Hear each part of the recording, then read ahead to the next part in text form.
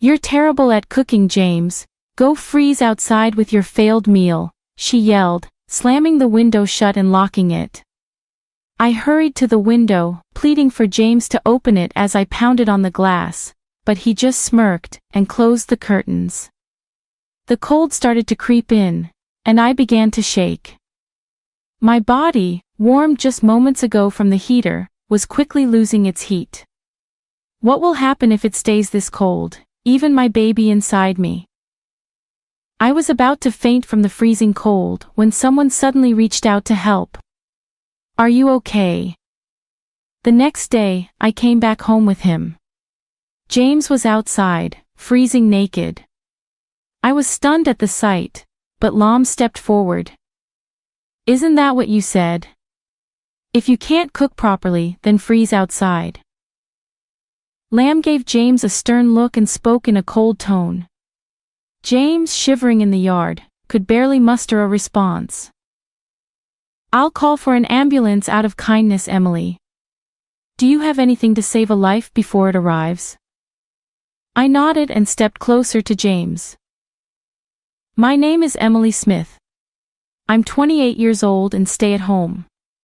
When I was working, my mom got sick and passed away. Then my dad suddenly died from a heart problem. I was left all alone since I'm the only child. It was really hard being by myself, but I kept busy with work." "Emily, are you okay? You seem stressed during that tough time." My husband James was there for me. He comforted me when I felt sad and alone.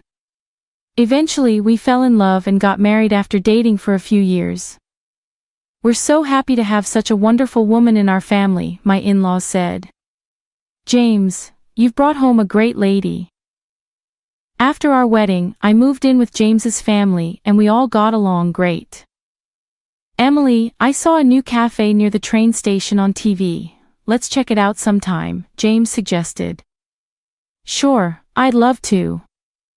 I especially bonded with my mother-in-law, and we made it a tradition to go out for a meal once a week.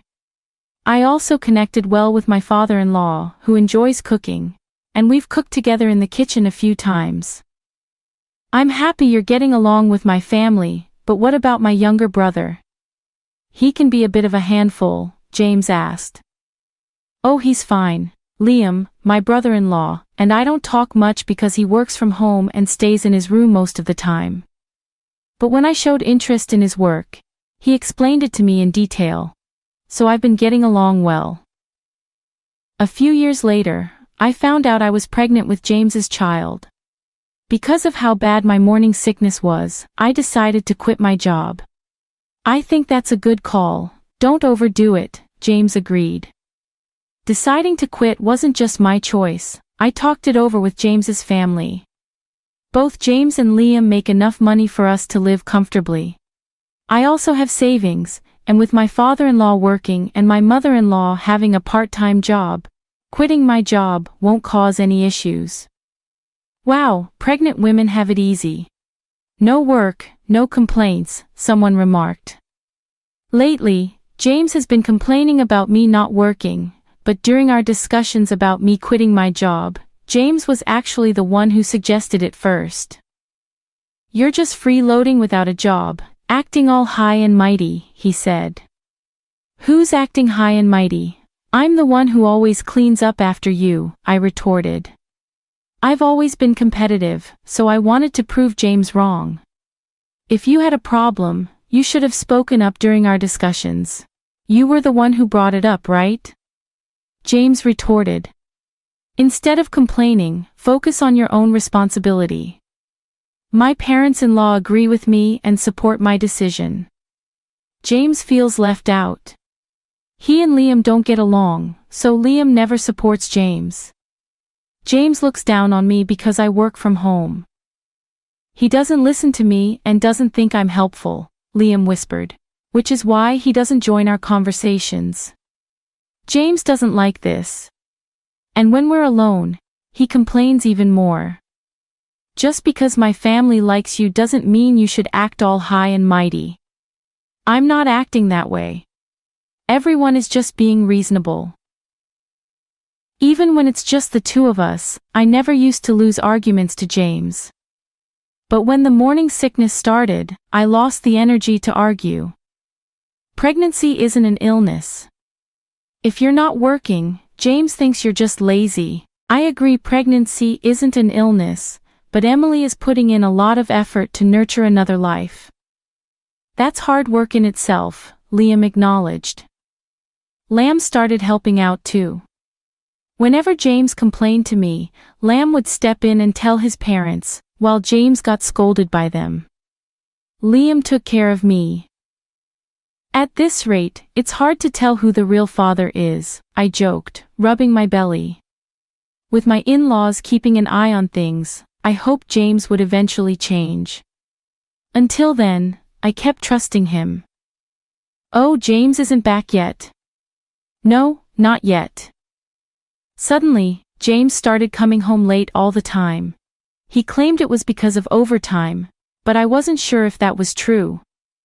Even on his days off, he'd say he was working late or got called in unexpectedly and wouldn't come home at all. I began to suspect James was cheating, and so did his parents.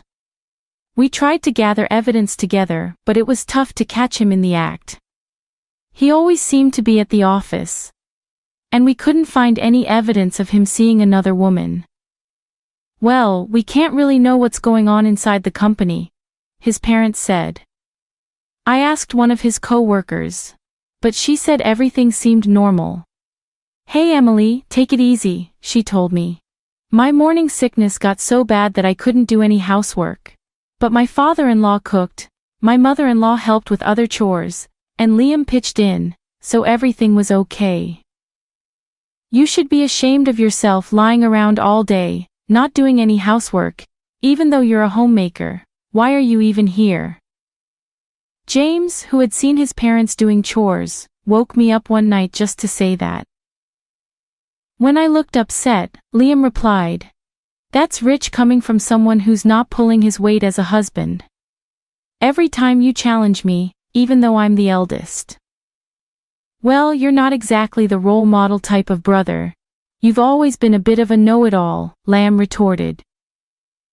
The argument between the brothers escalated, almost turning physical before their parents stepped in to stop them. After hearing what happened, their parents scolded James saying, "That's enough, do whatever you want." Wait, James, where are you going without talking to me? James left without a word.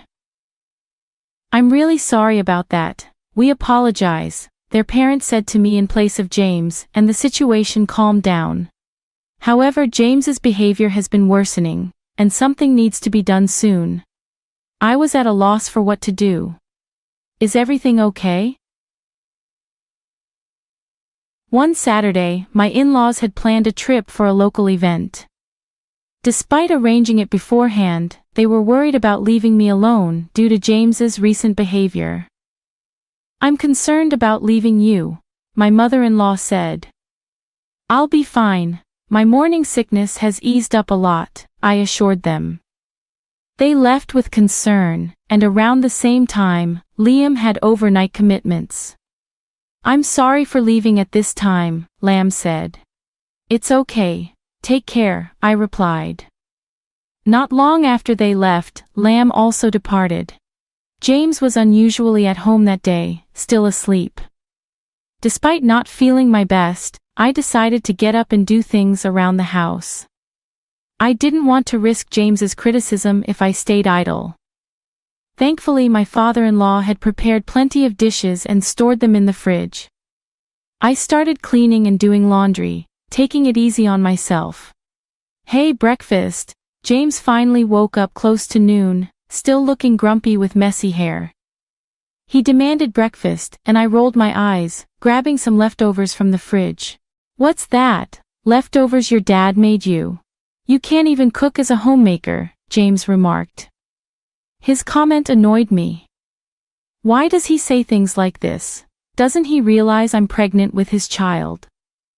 There's no excuse for his behavior. Sorry, but right now, my main job is taking care of our baby. Household chores can wait, I retorted. "How dare you talk to your husband like that?" James shouted at me.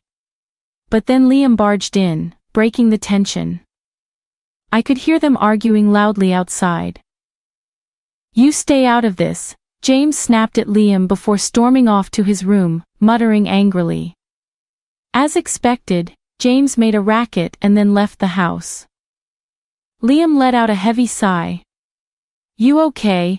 Lamb asked as he entered the room. "Yeah, what brings you here?" I replied. "I just came to pick up something I forgot," Liam explained, looking at me with concern. "It's all right, go ahead. Don't worry about me," I assured him. "Okay then, I'll head out," Liam said, hesitating for a moment before leaving. I couldn't help but wonder, where did the James I first met go? At this rate, it seemed like divorce was inevitable, but I still wanted to remain close to my in-laws. Feeling suddenly drained, I decided to lie down, and before I knew it, I fell into a deep sleep. "Emily, time to wake up." James's voice interrupted my sleep. I mumbled as I sat up. I met James's eyes, expecting him to scold me. However, he gave me a rare smile. "I'm sure I'll get an earful from James later," I thought. "I wanted to let you sleep, but it's already evening," James said in a surprisingly gentle tone. I was shocked by his kindness. "I've prepared dinner, so when you're ready, come join me," he added before leaving the room.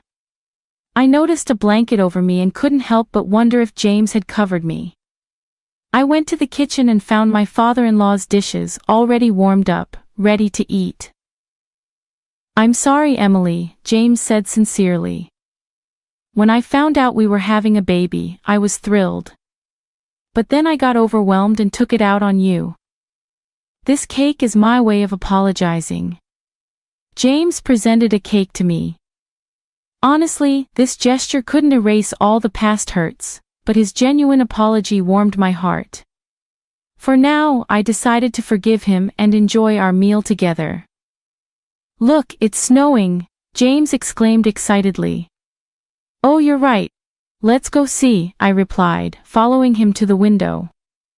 The sight of the snow falling against the night sky was beautiful.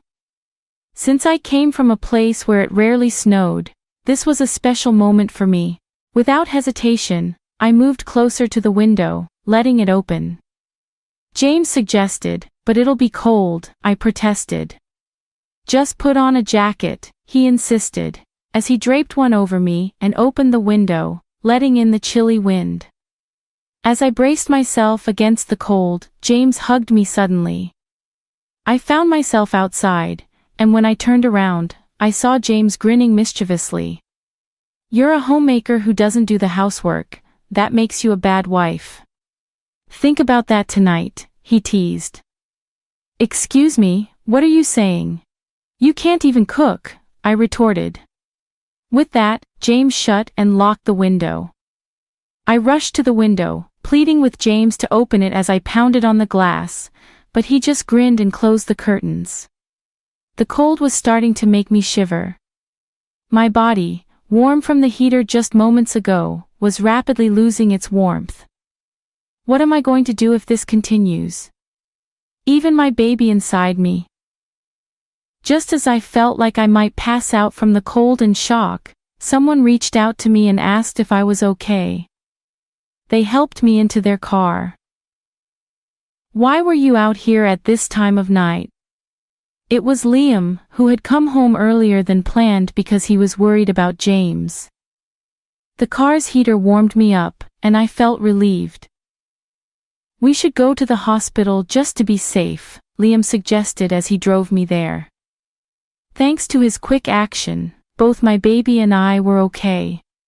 While I was being examined, Liam arranged for a hotel where we could stay. He left to take care of something else.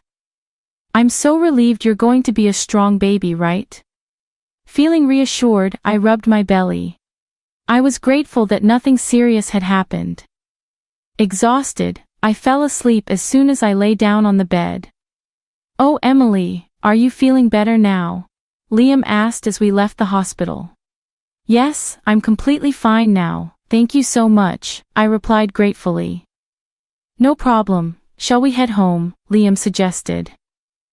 The next day as we arrived home, I was shocked to see James freezing naked in the yard. Liam approached him with a cold gaze and tone. This is what you said, right? If you can't cook properly, then freeze outside.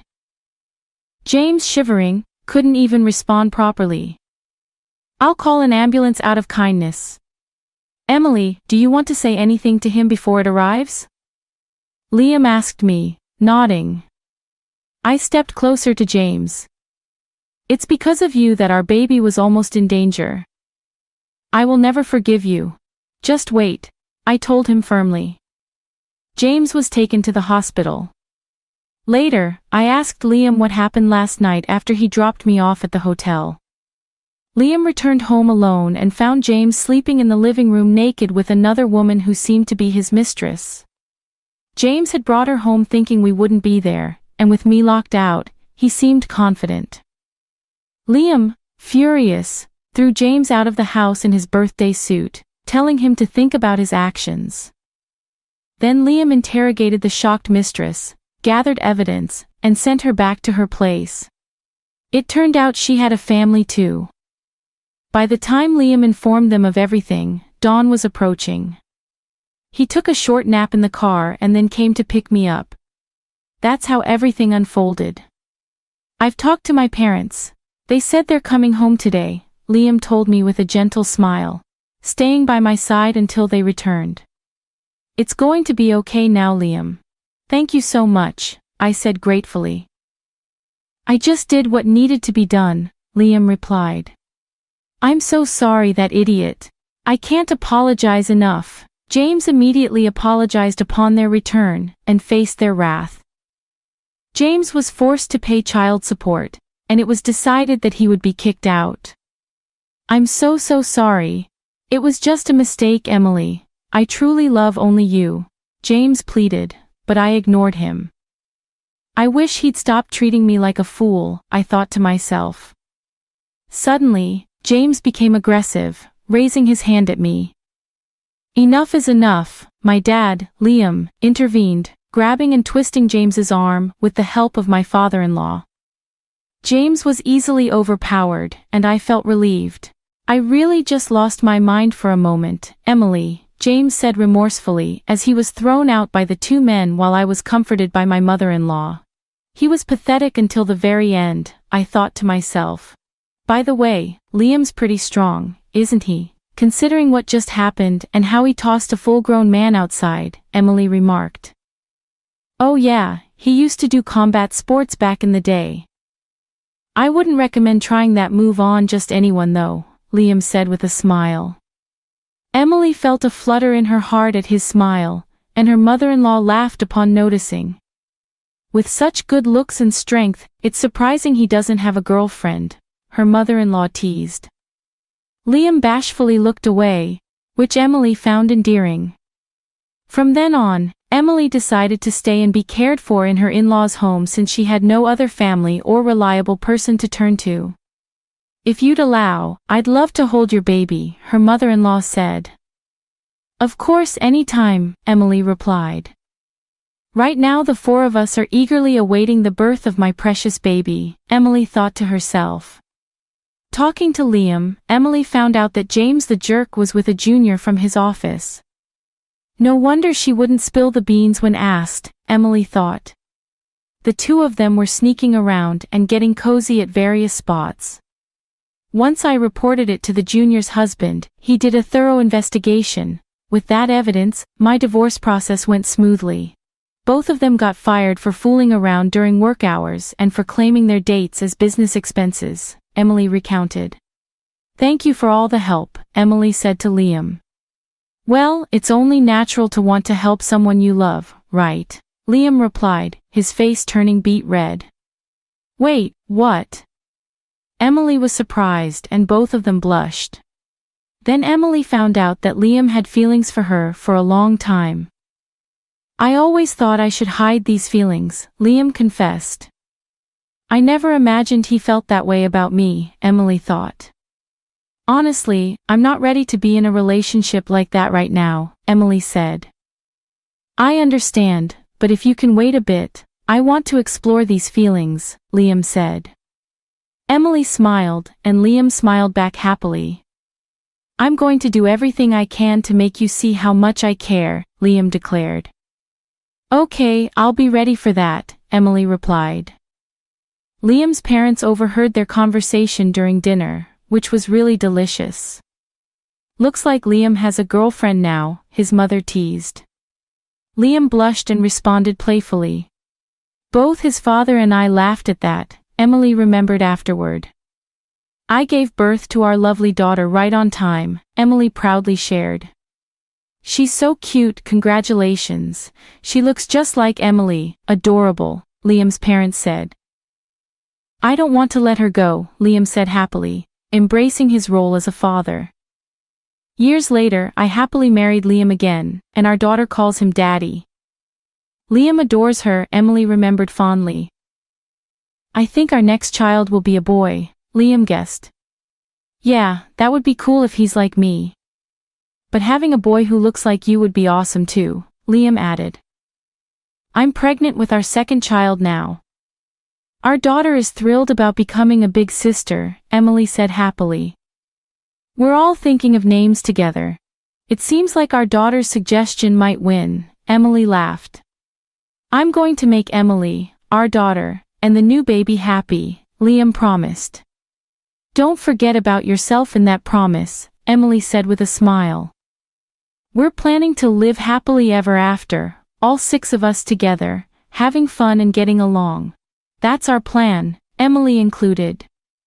We can't wait to go out together as a family once